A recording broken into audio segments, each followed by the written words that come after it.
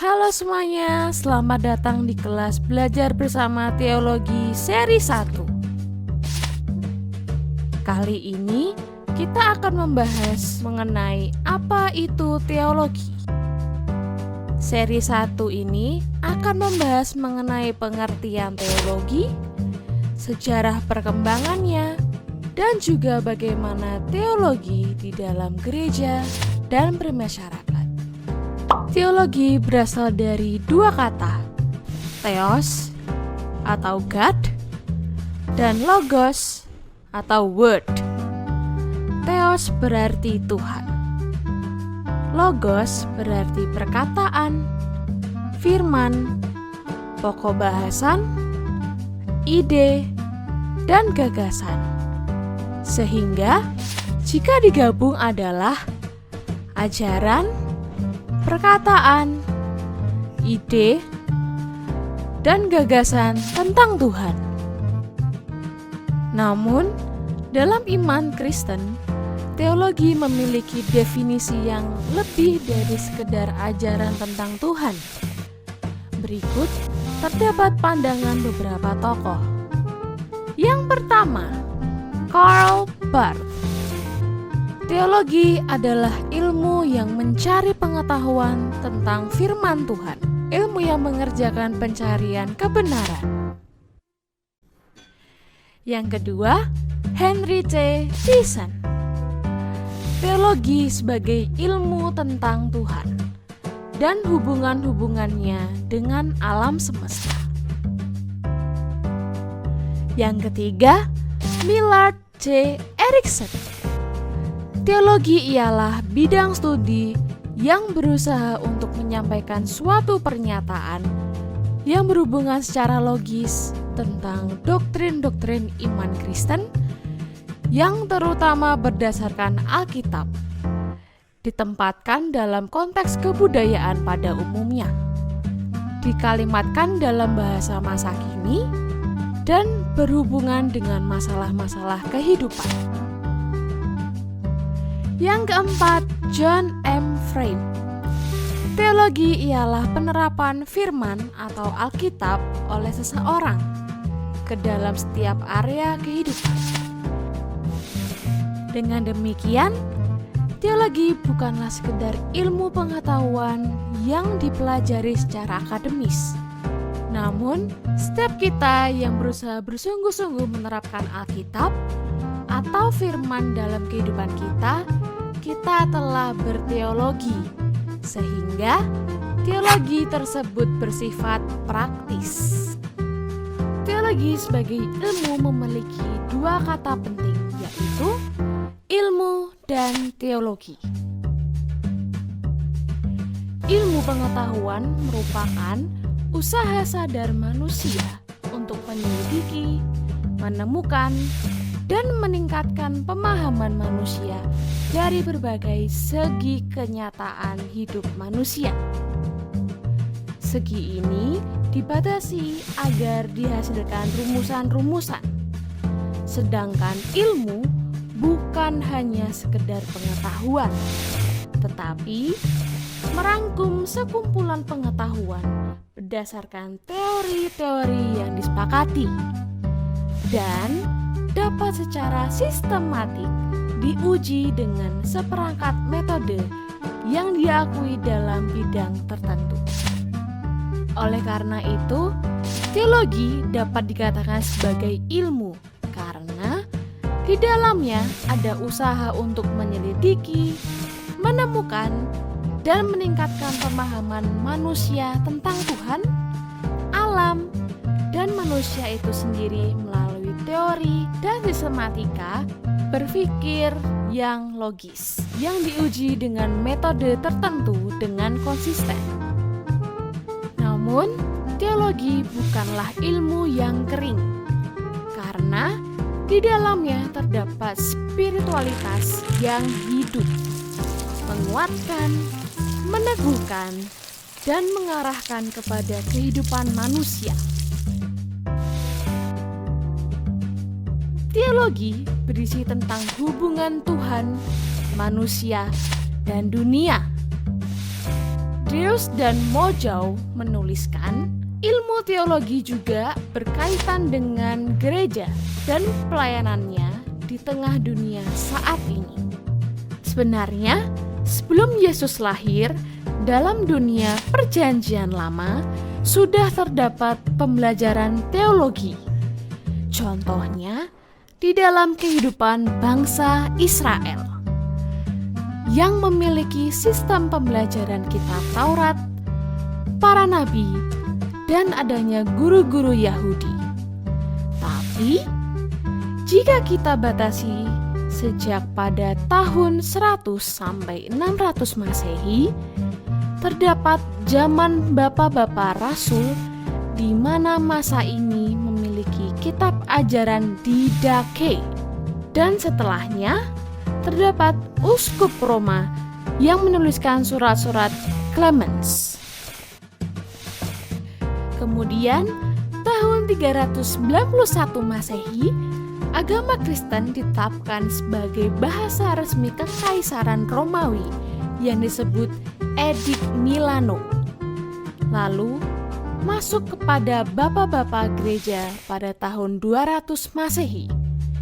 Dan setelahnya, terdapat Konsili Nisea pada tahun 325 yang merumuskan dogma Trinitas.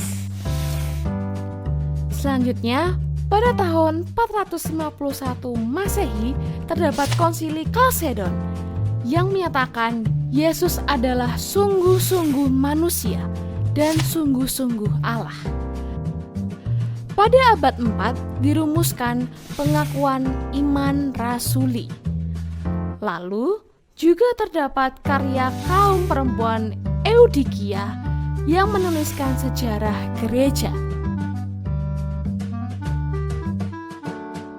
Tahun 600 sampai 1500 Masehi pada abad pertengahan terjadi beberapa peristiwa, yaitu pemisahan gereja barat, pusat di Roma, dan gereja timur, di pusat Konstantinopel. Lalu, mulai bermunculan universitas di Eropa, termasuk fakultas teologi. Di sini kita mengenal tokoh Thomas Aquinas. Kaum perempuan juga mulai muncul, Hildegard of Bingen dan Katharina of Siena. Tahun 1500 sampai 1700 Masehi dikenal dengan reformasi gereja dengan tokoh Martin Luther. Muncul juga seorang tokoh bernama Johannes Calvin, menuliskan buku berjudul Institutio. Tahun ini juga tidak lepas dari munculnya peran kaum perempuan, Jane Lead, dan terdapat gerakan keagamaan lain di Gereja Katolik Roma, misalnya Konsili Trente, gerakan kontra-reformasi, dan gerakan pietisme oleh John Wesley yang menjadi cikal bakal gereja Metodis, gereja Lutheran, dan gereja Calvinis mulai muncul. Tahun 1700 sampai 1960 dikenal sebagai zaman modern, merupakan masa abad pencerahan atau Enlightenment, dan semakin mendorong gerakan reformasi gereja. Di masa ini terdapat pekabaran Injil di berbagai negara, misalnya di Belanda dan di Jerman, kemudian masuk ke Indonesia. Tahun 1960 sampai saat ini dikenal sebagai ilmu teologi di bagian dunia ketiga. Terjadi Konsili Vatikan kedua, muncul teologi feminis, teologi pembebasan, dan terjadi perjumpaan dengan agama-agama lain. Organisasi Kristen internasional juga mulai bermunculan. Masa ini mulai muncul banyak sekali teologi-teologi di dalam kehidupan masyarakat di Asia. Lalu muncul gerakan karismatik Pentakosta dan Evangelikal. Bagaimana dengan perkembangan teologi di Indonesia? Abad ke-19, tahun 1835 sampai 1864, Joseph Camp menyelenggarakan pendidikan untuk guru Injil di Ambon. Muncul nomensen di Sumatera Utara dan terdapat pegabar Injil lokal seperti Kiai Sadra Suropranoto dengan nilai-nilai budaya Jawa di Jawa Tengah. Pada abad ke-20 sudah muncul berbagai sekolah teologi yang berawal dari Kupang yang kemudian menyebar ke berbagai daerah di Indonesia. Pembidangan teologi dibagi menjadi: yang pertama, bidang biblika, dunia Alkitab, bahasa Ibrani dan Yunani, hermeneutik Perjanjian Lama dan Perjanjian Baru, tema-tema teologis Perjanjian Lama dan Perjanjian Baru. Yang kedua, bidang umum, filsafat, psikologi agama, sosiologi agama, antropologi agama, antropologi budaya, agama, dan kepercayaan di Indonesia. Yang ketiga, bidang historika, sejarah gereja di Indonesia. Yang keempat, bidang sistematika, teologi sistematika, kristologi, eklesiologi, misiologi, teologi agama-agama, agama dan masyarakat, dan etika Kristen.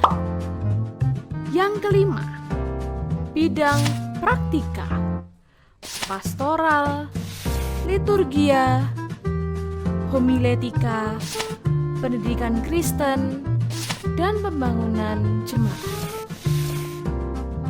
Teologi bukanlah sebuah teori atau ilmu yang jauh dari masyarakat. Namun, teologi harus hadir dan berdialog dengan gereja dan masyarakat, karena itulah subjek dari teologi itu sendiri. Tuhan yang dibicarakan di sini adalah Tuhan yang bukan jauh di sana, namun Tuhan yang senantiasa berada dalam kehidupan manusia. Nah, demikianlah penjelasan dari kelas belajar bersama teologi seri 1. Sampai bertemu di seri berikutnya. Tuhan Yesus memberkati.